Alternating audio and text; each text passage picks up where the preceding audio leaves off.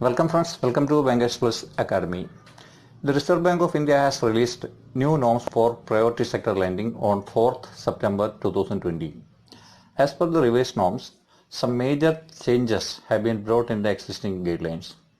This includes increase in the regulatory targets for weaker sections, marginal farmers and small farmers, and also increase in weight for loans disbursed in certain credit deficient districts, among others. The objective of priority sector classification and regulatory targets is to ensure adequate credit flow to the crucial sectors of the economy like agriculture and MSME. The other priority sector areas are exports, education, housing, social infrastructure and renewable energy. All the scheduled commercial banks are required to provide minimum 40% of their adjusted net bank credit, that is ANBC, to the above sectors. The priority sector guidelines were last revised by RBI during April 2015. In this video, we will have a brief discussion on the changes now proposed by RBI in the priority sector guidelines. Basically, the modifications have been made in the following areas, that is, increase in the targets for small and marginal farmers, increase in the targets for weaker sections, increase in weight for loans disbursed in certain specific districts, addition of new loans in the priority sector category, and loan limits for priority sector classification increased for certain type of loans. Let's start with the modification in respect of small and marginal farmers. Marginal farmers means the farmers with land holding up to 1 hectare, and small farmers mean those with land holding more than 1 hectare up to 2 hectares. As per existing guidelines, every bank is required to give minimum 18% of their total ANBC to agriculture sector. Within this 18%, minimum 8% should be given for marginal farmers and small farmers. These are the existing guidelines. But now this 8% for small farmers and marginal farmers has been increased to 10% to be achieved by 2024 in a phased manner.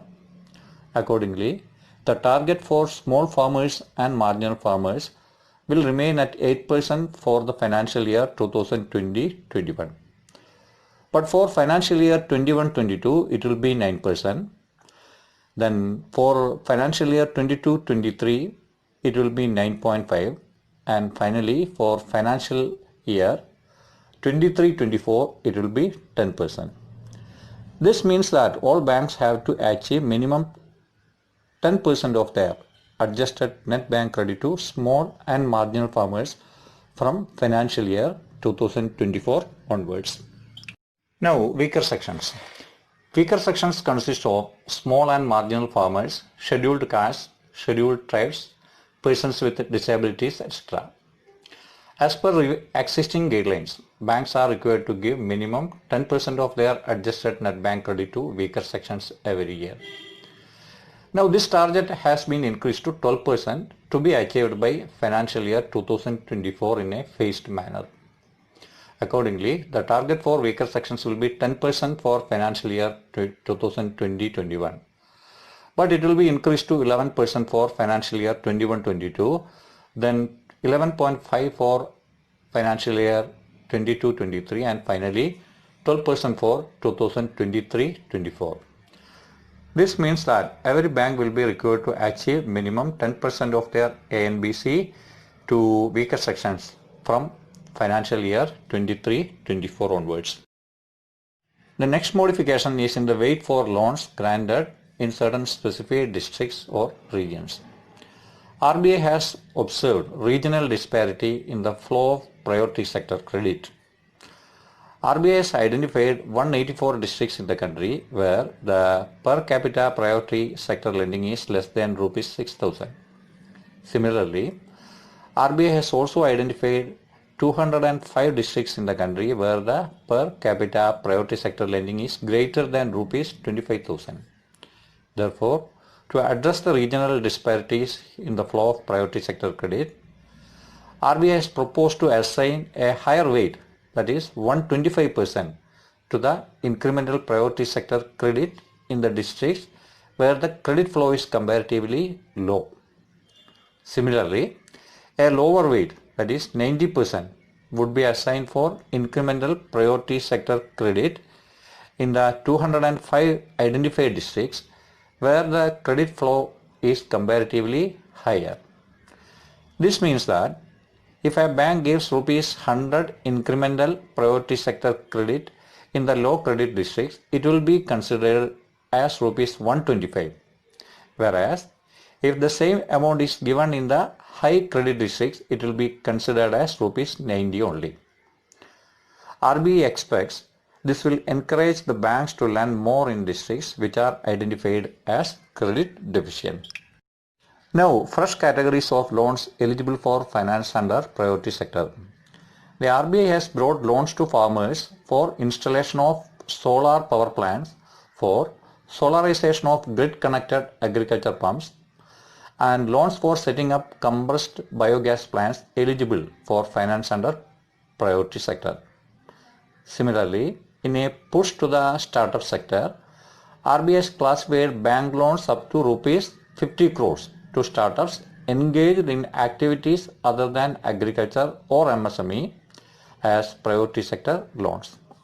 Finally, the eligible amount for finance under priority sector for certain categories of loans also have been increased. First, education loans. Loans to individuals for educational purpose, including vocational courses, were considered earlier as priority sector only up to an amount of rupees 10 lakhs, irrespective of the amount sanctioned. Now, this limit has been increased to rupees 20 lakhs.